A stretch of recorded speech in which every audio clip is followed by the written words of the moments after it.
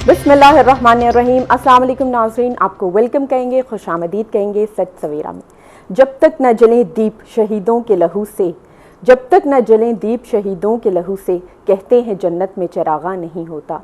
आज 30 अप्रैल है। 30 अप्रैल पाकिस्तान का एक ऐसा दिन जिस दिन हम यौम शहदा मनाते हैं। उन तमाम शहीदों को, पाक फ़ौज के उन तमाम जवानों को सलाम करते हैं, सलाम पेश करते हैं, जिन्होंने अपनी जानों का नजराना देकर इस वतन अज़ीज़ की हिफाजत की। ना सिर्फ सरहदों पर इस मुल्क की हिफाजत कर रहे हैं और करते रहेंगे, बल्कि हमारे वतन में जो अंदरूनी हालात और खल्फशार होता है, अमन व अमान कायम रखना होता है, वहाँ दहशत गर्दों के सामने हमारी पाक फ़ौज सीसा पिलाई दीवार बन जाती है। जी हाँ, हमारे वो तमाम पाक फ़ौज के जवान जिन्होंने अपनी जानों का नजराना पेश किया आपकी और मेरी हिफाजत के लिए, इस पाक सरजमीन की हिफाजत के लिए, हम उन्हें सलाम पेश करते हैं। आज यौम शहदा का दिन जो है नहायत अकीदत से मनाया जाता है पाकिस्तान में, और यकीनन बहुत सी तकरीबात होंगी इस हवाले से। हमारी कोशिश है कि सच सवेरा में भी उनका जिक्र रखें और इंशाल्लाह हमारे प्रोग्राम में ये जिक्र होता रहेगा।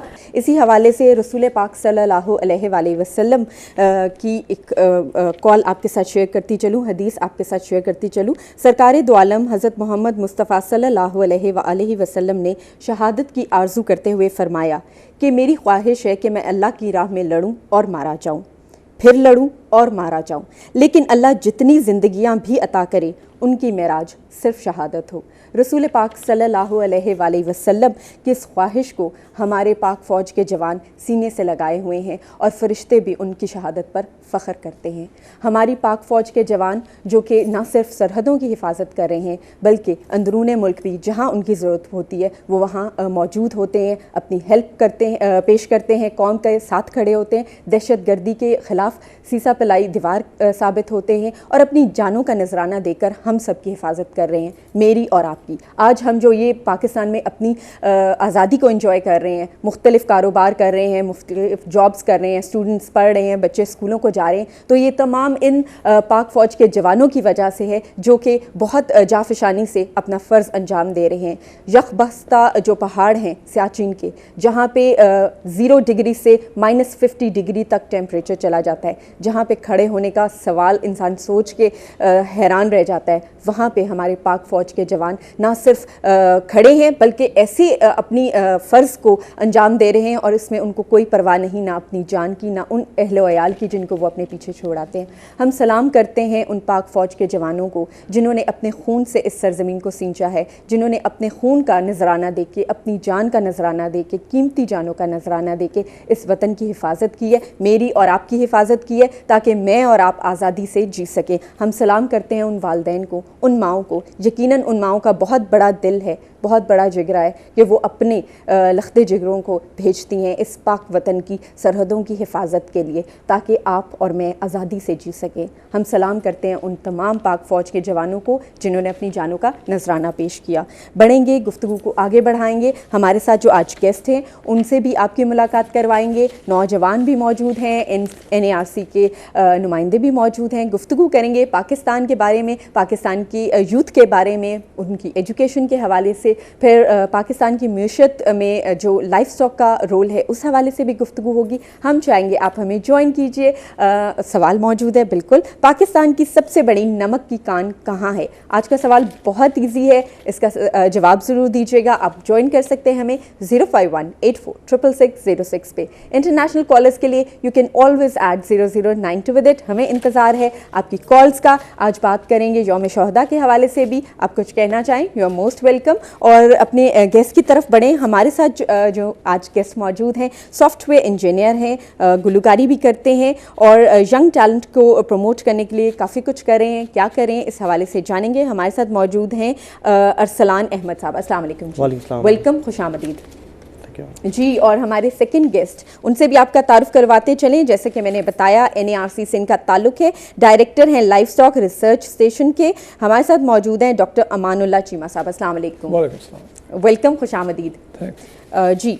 आज यौम शहदा है, हमारी पाक फ़ौज जो है पाक फ़ौज का जब जिक्र आता है हम समझते हैं सिर्फ फ़ौज जो है वो सरहदों पर ही खड़ी है, लेकिन नहीं, यहाँ पे भी जहाँ उनकी ज़रूरत होती है वो पाकिस्तान में अंदरून शहर, यहाँ तक कि जब सैलाब आता है, कोई आफत आती है कुदरती ज़लज़ला वगैरह, वहाँ पे भी वो फ़ौरन फ़ौज जो है पहुँचती है, उनके जवान पहुँचते हैं और अपनी जो सर्विसेज हैं प्रोवाइड करते हैं, रेस्क्यू करते हैं लोगों को, उनको हेल्प आउट करते हैं। क्या कहेंगे आज के दिन के हवाले से?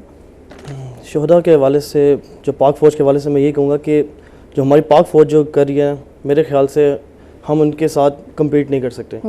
पाक फ़ौज हमारी जिस सरहदों में खड़े होकर लड़ रही है लोगों से, हम उनको सलाम पेश करते हैं, उनकी माओ को सलाम पेश करते हैं कि उन्होंने कैसे अपने बेटों को इस तरह भेज रहे हैं, कैसे वो अपनी शहादतें दे रहे हैं, जज्बा उनमें बहुत जज्बा है। यही जज्बा लेके हम लोग काफ़ी मोटिवेट हो रहे हैं, हम यूथ काफ़ी इस चीज़ों को देख के मोटिवेट होती है, जो पीछे इन्होंने कुर्बानियाँ दी हैं उस चीज़ को देख के हम काफ़ी मोटिवेट हो रहे हैं। तो अल्लाह इन सब और अल्लाह ताला जहाँ इनको बहिश्तों में जगह दे जो कि उसका वादा है, और वहाँ इनके अहलो अयाल को भी सब्र दे। और हम आप की तरफ बढ़ेंगे और हम आपसे जानना चाहेंगे आप इस हवाले से क्या कहते हैं? जी, पाक फ़ौज का पाकिस्तान की हिफाजत और पाकिस्तान की अंदरूनी जो है निगहदाश्त, उसमें बहुत अहम रोल है। और आजकल ख़ास तौर पे जो दहशतगर्दी की वबा फैली हुई है, और इसमें पाक फ़ौज भी हर वक्त, वो भी हमारे जवान भी इसमें हिट हो रहे हैं। तो हमारी दुआ है कि अल्लाह ताला उनको महफूज रखे और उनके हौसले बुलंद रखे, और वो इस जो कुदरती ये हमारे ऊपर एक दहशतगर्दी की आफत आई हुई है उसको कंट्रोल कर लें। राइट जी। और बात करेंगे पाकिस्तान की, जहाँ अफवाज की बात हुई है, पाकिस्तान के अवाम की बात करेंगे। और हमारी कोशिश ये होती है कि सच के इस प्लेटफॉर्म से हम मुख्तलिफ टॉपिक्स लेकर आएँ, हमारे व्यूअर्स तक वो इन्फॉर्मेशन पहुँचे जिससे ज़िंदगी बेहतर हो सकती है, चाहे वो एजुकेशन के हवाले से हो, सेहत के हवाले से हो, ज़िंदगी गुजारने के हवाले से हो, साइकोलॉजी के हवाले से हो, हमारी मुईशत के हवाले से हो। बहुत सी हमारी गुफ्तगू रहती है। हम चाहेंगे आप हमें ज्वाइन कीजिए 0518466606 पे। आज का सवाल बहुत आसान है। पाकिस्तान में सबसे बड़ी नमक की कान कहाँ है? जी, इसका जवाब दीजिए, विन कीजिए बहुत से गिफ्ट्स। और बढ़ेंगे अरसलान अहमद की तरफ। Arsalan Ahmed, you are a software engineer. Software engineer का क्या काम होता है? सॉफ्टवेयर इंजीनियर का काम है मोबाइल एप्लीकेशन। एक्चुअली मैं जो हूँ मोबाइल एप्लीकेशन डेवलपर हूँ। अच्छा। मैं मोबाइल एंड्रॉयड, आईफोन और विंडोज़ फ़ोन एप्लीकेशंस का डेवलपमेंट करता हूँ। ठीक है। जिस तरह लाइक वेबसाइट्स वगैरह डेवलपमेंट हो रही होती है, इस तरह इसका जो स्कोप, जो आप जिस बात की हम बात कर रहे हैं वो भी करते हैं हम। एक कॉलर को शामिल कर लें। अस्सलाम वालेकुम। वालेकुम सलाम जी, कौन साहब कहाँ से? मेरा नाम निसार है, मैं दुबई से बात कर रहा हूँ। वेलकम, खुशामदीद। क्या कहेंगे? सबसे पहले तो आपने सवाल किया था कि पाकिस्तान में जो नमक की कान है वो कहाँ पे? ये मेरा ख्याल खिवड़ा में है। ओके। और दूसरी बात ये है कि मैं पहले भी कॉल की थी, आप लोगों ने मेरी कॉल ड्रॉप कर दी थी, वो 2-3 दिन पहले। अच्छा। मुशर्रफ साहब के बारे में। जी जी। मैडम, ये चीज है कि इन्होंने एक रिटायर्ड आर्मी चीफ को जो गरदारी का मुकदमा चला रहे हैं, गरदारी का मुकदमा जिनके ऊपर चलाना चाहिए उनके ऊपर क्यों नहीं चला रहे हैं?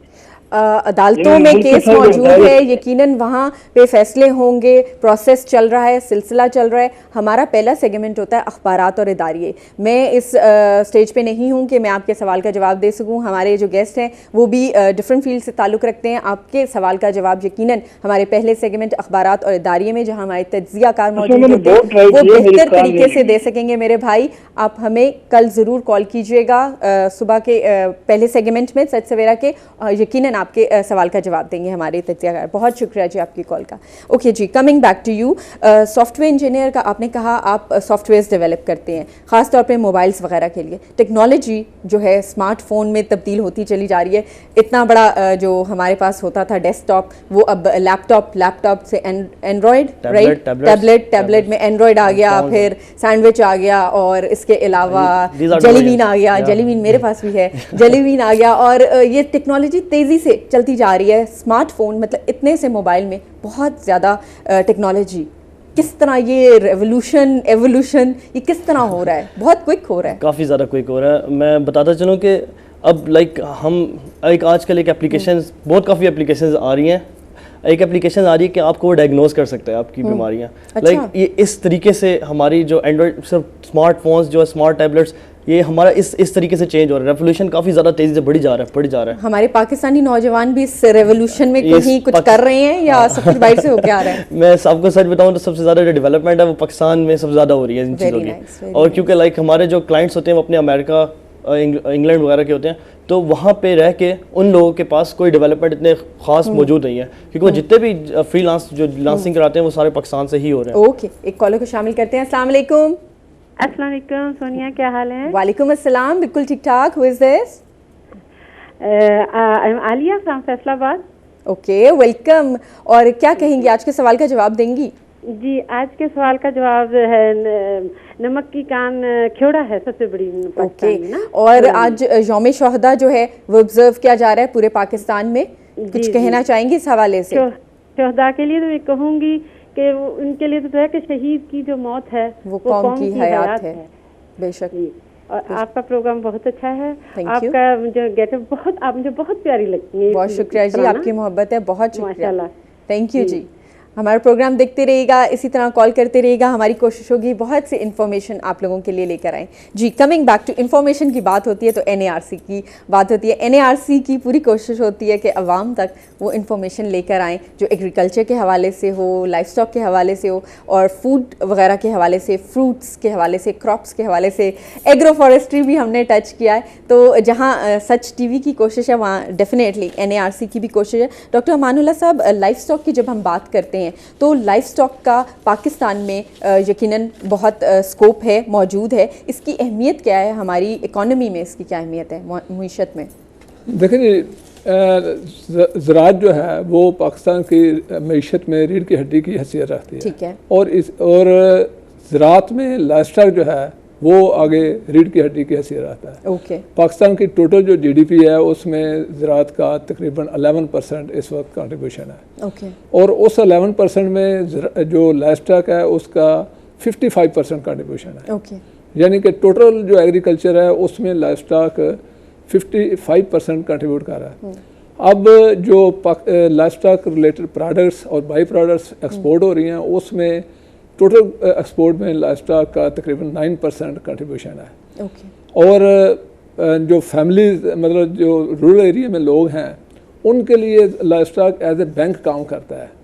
जो छोटा फार्मर है उसके पास चंद जानवर हैं, जो जब उसको ज़रूरत पड़ती है, शादी होती है, खुशी गमी होती है, पैसे की ज़रूरत होती है, वो एक जानवर बेचता है और अपनी ज़रूरत। तो ये फार्मर के लिए और स्पेशली छोटे फार्मर के लिए सोशल सिक्योरिटी है कि भाई उसको जब ज़रूरत पड़ती है वो लाइफस्टॉक में से अपने जो जानवर रखे हैं एक जानवर फरोख्त करता है। तो इस तरह लाइफस्टॉक का बहुत अहम रोल है पाकिस्तान की मईशत में। ओके, बहुत अहम रोल है। और हमारे यहाँ पाकिस्तान में लाइफ स्टॉक की जो है कितनी पैदावार है, कितना परसेंटेज जो है रखे लोग जो हैं लाइफ स्टॉक की तरफ माइल हैं, इसका कारोबार करते हैं? हाँ जी, ये तकरीबन 9 मिलियन फैमिलीज जो हैं, अच्छा, पाकिस्तान में 9 मिलियन फैमिलीज लाइफ स्टॉक में इन्वॉल्व हैं। ओके। और उसमें जो 1 से 2% जिन्होंने 1 से 2 जानवर रखे हुए हैं वो तकरीबन 43% लोग हैं। ओके। मतलब टोटल जो 9 मिलियन है उसमें 43% वो लोग हैं जिनके पास एक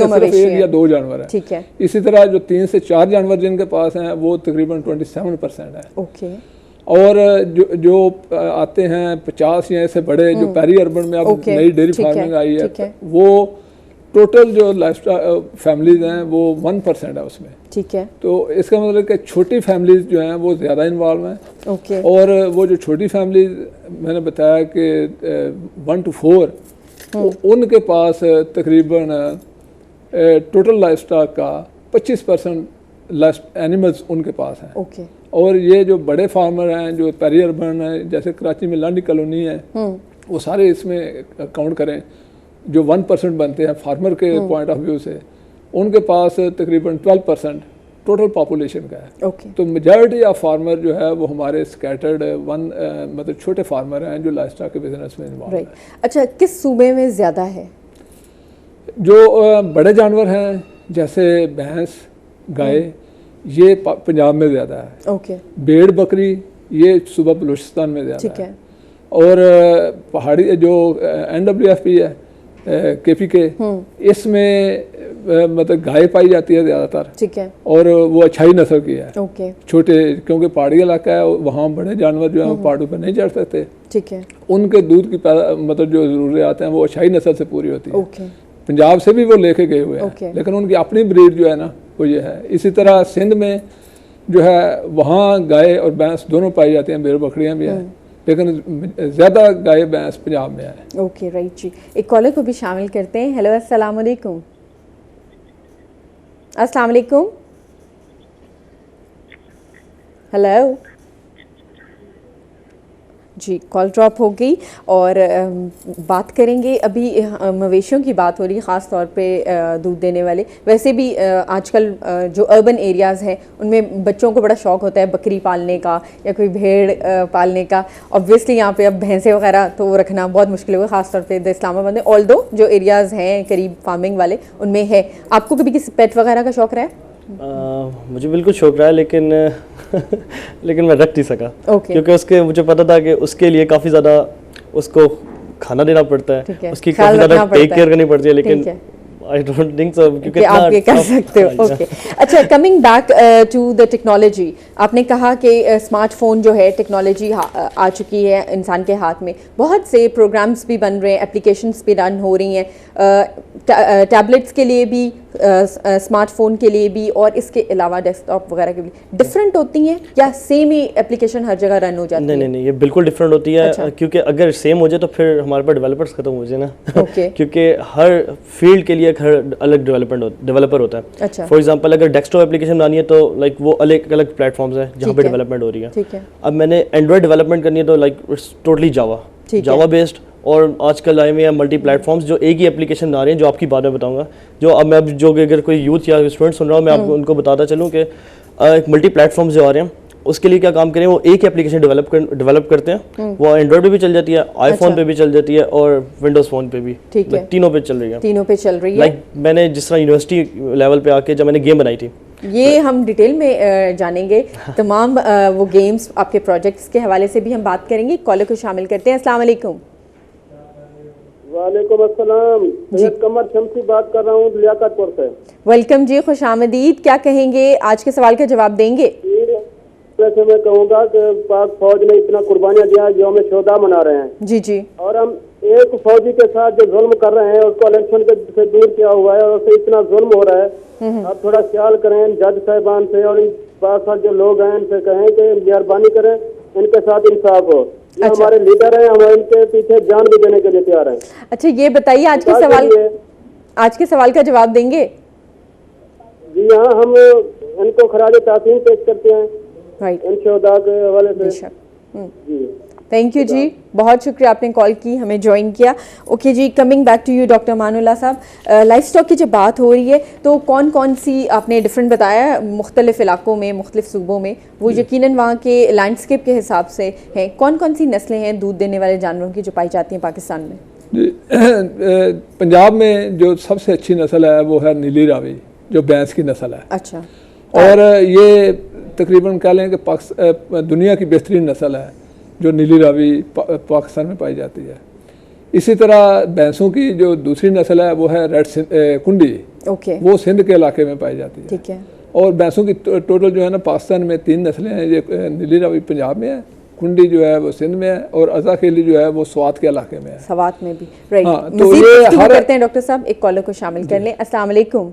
वालेकुम अस्सलाम, सोनिया कैसी हैं आप? मैं बिल्कुल ठीक ठाक। कौन साहिबा, कहाँ से? I am Humaira from Mianwali. Welcome जी, खुशामदीद हुमैरा। ठीक ठाक हैं, बहुत दिनों बाद आपने कॉल की। जी, बस कॉल ही नहीं मिलती, इतनी आपकी लाइंस जो है वो बिजी होती हैं जी, बिल्कुल कॉल मिलना मुश्किल हो जाती है। ओके, ये बताइए आज के सवाल का जवाब देंगी? जी, खेवड़ा है। ओके। और आपका शो बहुत ज़बरदस्त है, गेस्ट भी बहुत ज़बरदस्त, आपकी जो सारी तमाम बातचीत होती है बहुत इंफॉर्मेटिव होती है। बहुत शुक्रिया, हमें उससे बहुत ज़्यादा इंफॉर्मेशन मिलती है। थैंक यू जी। तो दूसरा मैं आपसे अगर रिक्वेस्ट करूं, क्योंकि मैंने फरवरी में विन किया था, मैंने और मेरे बेटे ने भी, लेकिन मुझे अभी तक कोई गिफ्ट नहीं मिला। राइट। आप फ़ोन बंद ना कीजिएगा, कंट्रोल रूम में अपना एड्रेस लिखवाइए, आपका एड्रेस पहुंचेगा तो डेफिनेटली गिफ्ट आप तक पहुंच जाएगा। राइट, बंद ना कीजिएगा फ़ोन जी। Coming back to you doctor Manullah साहब, हम जब बात कर रहे थे आपने बताया स्वात में भी मौजूद है, भैंसें पाली जा रही हैं, इसके अलावा अच्छा, ये तो थी भैंसों की नस्ल। अब वैसे तो जो पंजाब की भैंस है वो सिंध में भी पाई जाती है, वो KPK में भी है, वो आज़ाद कश्मीर में, क्योंकि ये सबसे ज़्यादा दूध देने वाली है। तो इसको, लेकिन होता ये है कि बाद दफ़ा जब दूसरे इलाके में लेके जाते हैं तो उसकी जो ग़िज़ाई ज़रूरियात हैं वो पूरी नहीं होती, तो उसकी प्रोडक्शन शायद उतनी नहीं ले सकते जितनी उसकी एक्चुअल अपने एरिया में है, क्योंकि हर जानवर जो है वो एक ख़ास टेम्परेचर, ख़ास एनवायरनमेंट में उसका अपना हैबिटेट है। इसी तरह जो गाय है वो भी पाकिस्तान में बहुत अच्छी नस्ल में पाई जाती हैं। पंजाब में साहिवाल की जो नस्ल है वो बेहतरीन है दूध देने के लिए। इसी तरह सिंध में जो है रेड सिंधी गाय है। चोलिस्तान के इलाके में चोलिस्तानी के नाम से है, ये दूध देने वाली है। ठीक है, डिफरेंट ब्रीड्स हैं। डिफरेंट ब्रीड हैं और हर इलाके में उनके अपनी अपनी अडेप्टेशन है। ठीक है। अच्छा, डिफरेंट इलाकों में पाई जाती है। ये भैंसे वगैरह पालना महंगा काम है? नहीं, देखें, हर बिजनेस में या हर काम में इन्वेस्टमेंट तो होती है, बिल्कुल जी। और हर बिजनेस जो है वो आपने देखा होगा कि लोग उसमें सक्सेस भी होती है, फेलियर भी होता है। ठीक है। और मेरा तो पर्सनल ये है कि ये इंडिविजुअल पे डिपेंड करता है कि वो कितनी एफर्ट करता है। ठीक है। क्योंकि अगर ये सारा लॉस में हो तो कोई भी ना करे, तो लोग इसकी तरफ बहुत आ रहे हैं और ख़ासतौर पे आप कमर्शियल फार्मिंग की तरफ आ रहे हैं, तो इसमें डेफिनेटली प्रॉफिट है, लेकिन उसको थोड़ा मैकेनाइज करके और टेक्निकली कंट्रोल करके तो लोग इसमें कमा रहे हैं। राइट, बिल्कुल। और हमारी कोशिश है लाइफ स्टॉक के हवाले से बहुत सी गुफ्तगू करें। अंबिया कराम का पेशा रहा है बकरियां वगैरह चराना और सुन्नत रही है, इस हवाले से भी गुफ्तगू करेंगे। बहुत सी इंफॉर्मेशन लेकर आएंगे आपके पास, डिफरेंट फील्ड्स के हवाले से, टेक्नोलॉजी के हवाले से बात करेंगे, यूथ की टेक्नोलॉजी के साथ इन्वॉल्वमेंट और डेवलपमेंट के हवाले से सवाल भी है हमारे पास, और NARC से लाइफ स्टॉक के हवाले से भी गुफ्तगू हमारी जारी रहेगी। आप भी शामिल हो सकते हैं हमारी गुफ्तगू में, विन कर सकते हैं बहुत से गिफ्ट। और जैसे कि हुमैरा ने कहा कि अभी तक उनका गिफ्ट नहीं पहुंचा, तो हुमैरा इंशाल्लाह बहुत जल्दी आपका गिफ्ट जो है आप तक पहुंच जाएगा। आई होप आपने नंबर लिखवा दिया होगा। जी व्यूअर्स, हम बढ़ेंगे एक ब्रेक की तरफ। जैसे ही हम ब्रेक से वापस आएंगे बहुत सी गुफ्तगू होगी। मेरा प्यारा पाकिस्तान, आज भी पाकिस्तान का एक बहुत खूबसूरत खित्ता आपको दिखाएंगे। वो कौन सा खित्ता है ये जब आप ब्रेक से आएंगे तभी आपको बताएंगे। Will take a short break.